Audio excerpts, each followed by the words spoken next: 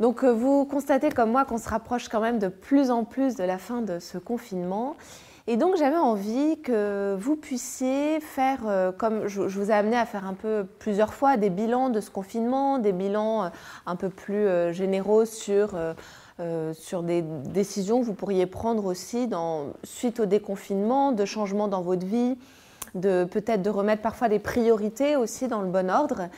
Mais là, j'avais l'idée de vous demander d'aller voir les proches qui ont vécu avec vous ce confinement, ou en tout cas ceux qui n'étaient peut-être pas présents physiquement avec vous, mais avec qui vous avez eu de nombreux contacts, peut-être plus qu'à l'ordinaire ou en tout cas différemment, et de les remercier, d'aller vraiment les voir pour les remercier d'une petite chose dont vous avez vu qu'ils ont fait, pour laquelle ils ont dû faire peut-être un effort particulier ou ils ont eu une attention particulière pendant ce confinement. Alors pourquoi je vous dis ça? Parce que forcément on a tous été amenés à devoir s'adapter à cette situation qui a été et qui est toujours évidemment très atypique, avec un avenir toujours un peu incertain. Et pour ça, vous avez dû vous adapter, mais vos proches aussi. Et certainement, ils ont dû aussi faire, en tout cas au moins pour ceux qui ont vécu avec vous sous le même toit, ils ont dû certainement faire des efforts d'aménagement, une adaptation particulière pour que cette période-là se passe bien et se passe le mieux possible pour tout le monde.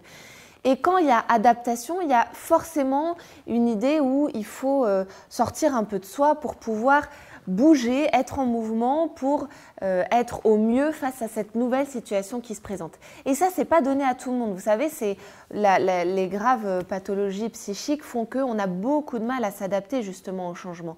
Donc, quand on voit que l'autre s'adapte, c'est qu'il y a vraiment cette capacité, mais ça demande un vrai talent en fait, hein, une vraie concentration, une vraie adaptation qui est plus ou moins naturelle. Et c'est vraiment important d'aller voir vos proches pour les remercier, pour les valoriser sur un changement qu'ils ont effectué et que vous avez remarqué et qui a été positif pour vous. Pourquoi c'est important aussi de les remercier? C'est que du coup, vous pouvez permettre à l'autre de savoir ce qui fait que vous, ça vous touche, ce qui fait que ça a un effort sur vous, ça a un effet sur vous. Parce que parfois, on peut faire beaucoup d'efforts, mais ce n'est pas forcément les efforts adaptés à nos proches. Peut-être qu'il y a des choses qu'on aime faire ou qu'on a fait particulièrement.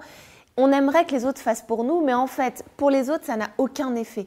Alors que si vous dites merci à votre proche, ça veut dire que l'autre va pouvoir constater que sur vous, ça a eu un effet.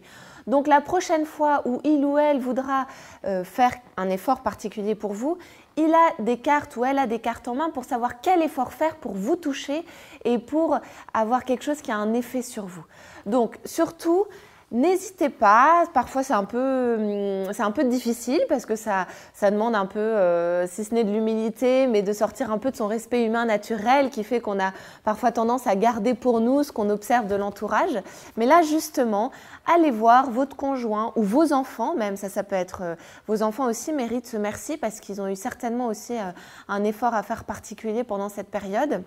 Vous pouvez aussi le dire à des proches, ce que je vous disais, qui ont été en ligne avec vous, que vous avez contacté, mais soulevez un petit quelque chose que vous avez repéré et que votre conjoint, vos proches, tout ça ont mis en mouvement, particulièrement dans cette période de confinement.